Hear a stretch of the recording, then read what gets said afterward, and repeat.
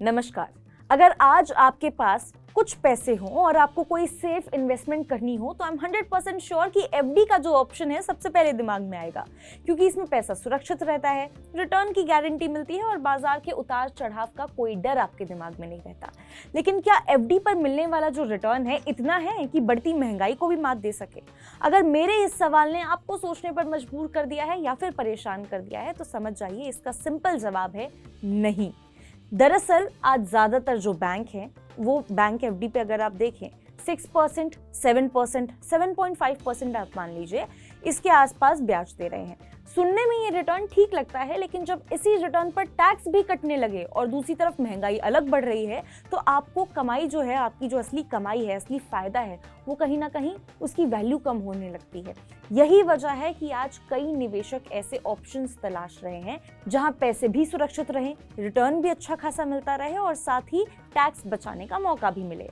अगर आप भी ऐसे ही ऑप्शंस तलाश रहे हैं तो शायद अब समय आ गया है कि एफडी से थोड़े आगे बढ़ करके आपको सोचने की ज़रूरत पड़े, क्योंकि सरकार की कुछ ऐसी योजनाएं मौजूद हैं जो न सिर्फ एफडी जितनी सुरक्षित मानी जाती हैं बल्कि कई मामलों में उससे ज़्यादा अच्छा रिटर्न यानी कि ब्याज भी देती हैं, बेहतर टैक्स बेनिफिट के साथ।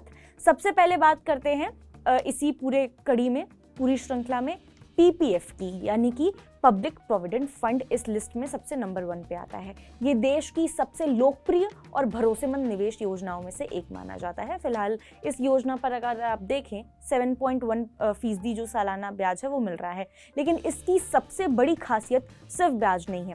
पीपीएफ में निवेश करने पर सेक्शन 80C के तहत टैक्स छूट मिलती है और इतना ही नहीं, इस पर मिलने वाला ब्याज और मैच्योरिटी पर मिलने वाली पूरी की पूरी रकम टैक्स फ्री होती है, यानी कि जो कमाया वो पूरा का पूरा आपका है।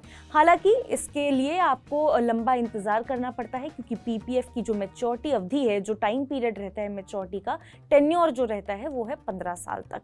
इसीलिए ये योजना जो है देखा जाए उन लोगों के लिए ज़्यादा बेहतर होती है जो लंबी अवधि का निवेश करना चाहते हैं या पसंद करते हैं, जिन्हें पैसों की हाल फिलहाल यानी एटलीस्ट 15 साल की ज़रूरत नहीं पड़ने वाली है, 15 साल तक उनको पैसों की। तो वैसे लोगों के लिए यहाँ इन्वेस्ट करने का अच्छा मौका बन सकता है। अब बात करते हैं सेकंड इस लिस्ट में जो नाम आता है वो है सुकन्या समृद्धि योजना की। अगर आपके घर में बेटी है तो ये योजना आपके लिए किसी वरदान से कम नहीं होने वाली है, क्योंकि इस योजना पर सरकार फिलहाल करीब 8.2% सालाना जो ब्याज है वो दे रही है। ये अधिकांश जो है एफडी से ज़्यादा है और इसके अलावा इसमें भी टैक्स छूट मिलने वाला है आपको। ब्याज से लेकर के मैच्योरिटी तक की पूरी जो राशि है टैक्स फ्री रहने वाली है, यानी कि बेटी की पढ़ाई और शादी के लिए एक बहुत बड़ा फंड तैयार किया जा सकता है, वो भी बिना किसी टैक्स के बोझ के। तीसरा जो ऑप्शन है नेशनल पेंशन सिस्टम, अगर आप शॉर्ट में देखें एनपीएस भी कहते हैं हम इसको। इसका जो लक्ष्य है रिटायरमेंट के लिए बहुत बड़ा फंड तैयार करना है, तो एनपीएस आपके लिए एक बेहतरीन ऑप्शन साबित हो सकता है। ये जो पूरी की पूरी योजना है एफडी जैसी नहीं रहने वाली है, क्योंकि इसका कुछ हिस्सा जो है बाजार से जुड़ा होता है, लेकिन लंबे समय में इसने निवेशकों को आकर्षक रिटर्न भी दिए हैं। खास बात यह है कि एनपीएस में निवेश करने पर सेक्शन 80C के अलावा एक्स्ट्रा 50,000 रुपीज़ तक का यहाँ पे जो टैक्स छूट है वो भी मिलने वाला है आपको। यही वजह है कि टैक्स प्लानिंग और रिटायरमेंट दोनों के लिए इसे काफ़ी पसंद किया जाता है। इसके बाद आ जाते हैं नेशनल सेविंग सर्टिफिकेट पर। इसको शॉर्ट टर्म में एनएससी भी कहते हैं। उन लोगों के लिए बहुत अच्छा ऑप्शन माना जाता है जो एफडी जैसी जो सुरक्षा है वो चाहते हैं, लेकिन साथ में टैक्स लाभ भी चाहते हैं।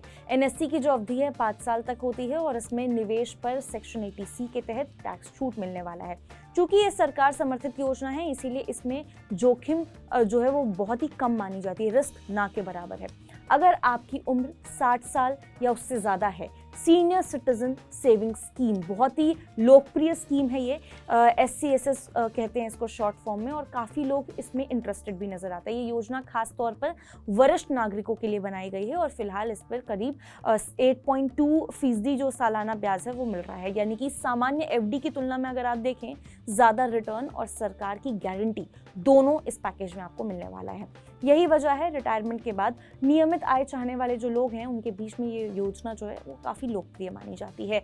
वहीं नौकरी पेशा लोगों की अगर हम बात करें, यानी कि रिटायरमेंट अभी दूर है, अभी नौकरी में हैं वो लोग, तो ईपीएफ और वीपीएफ भी बहुत ही अच्छा ऑप्शन माना जाता है, शानदार विकल्प है। इन योजनाओं में मिलने वाला जो ब्याज है अक्सर कई एफडी से ज़्यादा होता है, साथ ही टैक्स बेनिफिट और लंबे समय तक यहाँ पे कंपाउंडिंग का फ़ायदा मिला करके अगर आप देखें एक बहुत बड़ा रिटायरमेंट कॉर्पस तैयार करने में ये मदद करता है।